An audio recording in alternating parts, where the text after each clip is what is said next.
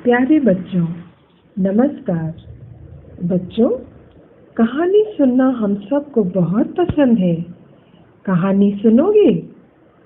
आज हम अपनी पाठ्य पुस्तक से पाठ 3 मुक्ति का प्रतिदान इस कहानी का अध्ययन करने जा रहे हैं। ध्यान से सुनिएगा। बहुत पहले की बात है। अचलपुर नामक एक गांव था। वहाँ के लोग बड़े सीधे साधे और ईमानदार थे। उन्हें किसी बात का लालच नहीं था।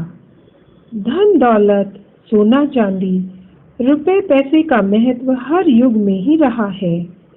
लोग इन्हें पाने और लूटने के लिए क्या क्या अत्याचार नहीं करते। उन्हीं दिनों 2 व्यक्ति महात्मा ज्ञानी जी के पास सोने के सिक्कों से भरी एक थैली लेकर उपस्थित हुए। दोनों ही थैली से मुक्ति पाना चाहते थे। समस्या यह थी कि उन दोनों में से कोई भी उस धन को लेने के लिए तैयार नहीं था। उन दोनों ने अपने दामादों को सिक्कों से भरी वह थैली दान दहेज में देना चाहा, तो उन्होंने भी यह कहकर लेने से साफ मनाही की कि दहेज लेना बिल्कुल अनुचित है। उन्होंने कहा, यह एक सामाजिक अपराध है। दहेज लेना और देना दोनों ही गैर जरूरी और अमान्य है। कन्या एक रत्न है। उसके साथ दहेज लेने वाला अक्षम और कठोर दंड का भागीदार होता है। इसके अतिरिक्त दान उसे देना चाहिए जिसको उसकी जरूरत हो।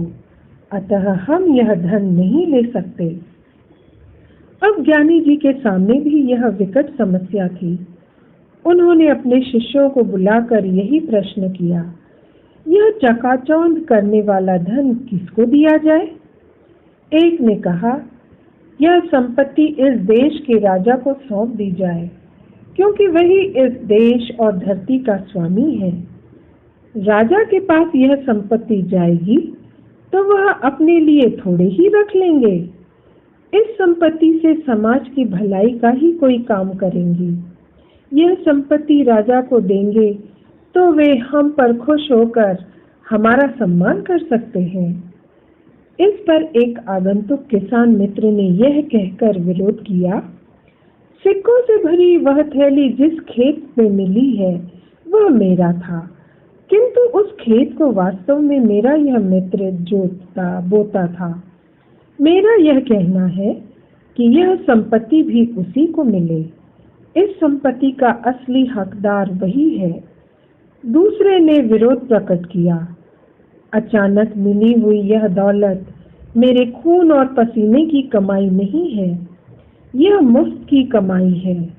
मुफ्त की कमाई फलदायी नहीं होती, इसलिए मैं इसे स्वीकार करके ईश्वरीय न्याय और संपदा से विमुख नहीं होना चाहता। ज्ञानी जी उन दोनों मित्रों के उदात्त विचारों से गदगद हो उठे। अब उनकी प्रश्नवाची दृष्टि अपने दोनों शिष्यों की ओर उठी। उसका उत्तर था, नीति यह कहती है कि जब एक वस्तु लेने वाला कोई न हो तो वह वस्तु किसी को दान कर दी जाए। यदि यह दान मुझे ही दे दिया जाता तो? आगे की बात उस शिष्य के गले में ही अटक गई। वह गड़बड़ा गया क्योंकि ज्ञानी जी उसको घूरने लगे थे। अब तीसरे शिष्य की बारी थी।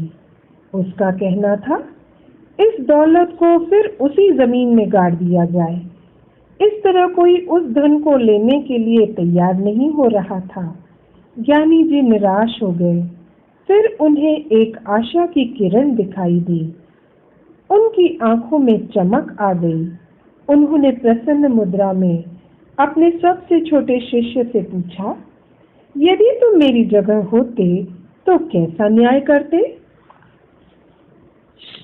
बच्चों, आज हम इस कहानी को यहीं विराम देंगे। कहानी का अगला भाग हम अगली कक्षा में सुनेंगे।